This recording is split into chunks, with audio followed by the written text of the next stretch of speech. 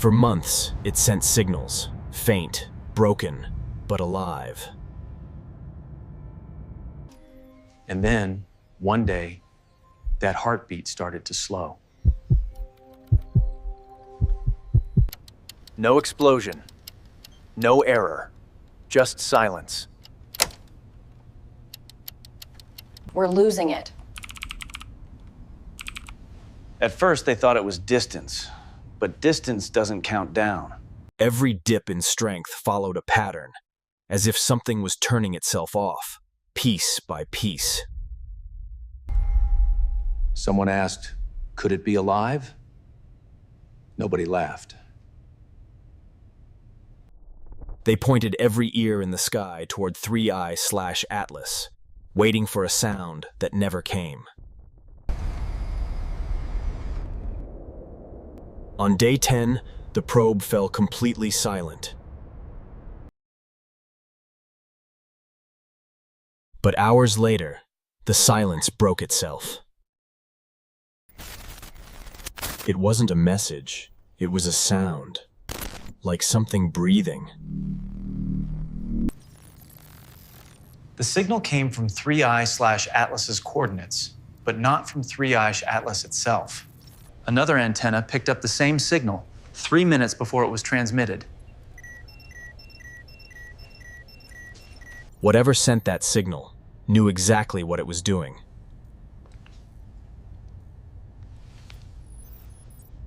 The source was moving, away from the probe, fast.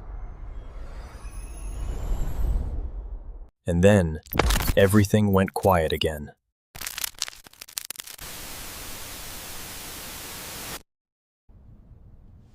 Within 24 hours, NASA classified all 3I/Atlas transmissions. Publicly, they called it a malfunction. Privately, they called it an encounter. Hidden in that last pulse was a location, a place no human satellite had ever mapped. A point in space with nothing in it. Nothing that we can see. NASA pointed every telescope at those coordinates, but something blocked their vision. Then came heat from a region colder than anything known to exist. The same signal appeared again, this time mirrored, like it was being reflected back at us. Something out there was listening, and it had started replying.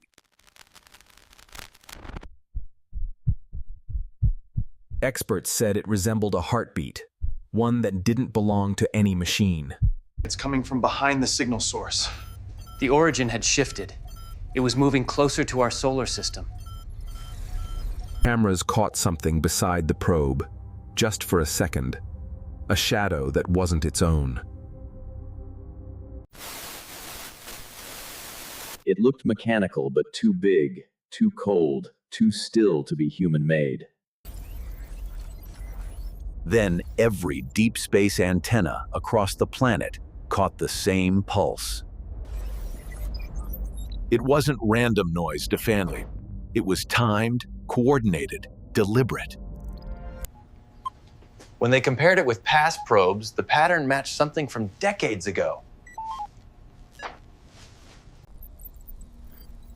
It was almost identical to a Voyager broadcast, one that was never made public. That broadcast was erased from records. But 3I/Atlas had somehow repeated it. The signal contained a hidden code, a second destination, buried deep in the transmission. It pointed somewhere beyond the heliopause, a region no signal has ever returned from. Half the team wanted to follow it. The other half said, let it die. Ta-ta? But one scientist refused to stop listening. She stayed behind, feeding power back to the old network, just to hear it again. And at 3:17 a.m., space answered her back. This time, it wasn't noise, it was something that sounded like a voice. She analyzed the waveform and realized it matched a human voice signature. Is anyone there? It said, "Is anyone there?" in perfect English.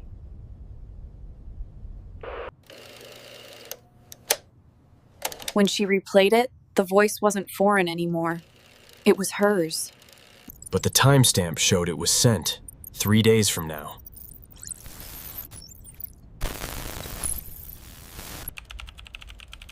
Three Eye/Atlas was now predicting her actions, before she made them.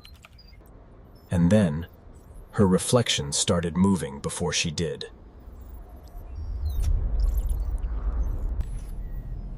The reflection spoke first.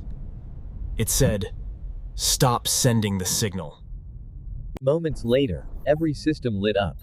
3i/Atlas had activated its thrusters and OID, heading back to Earth.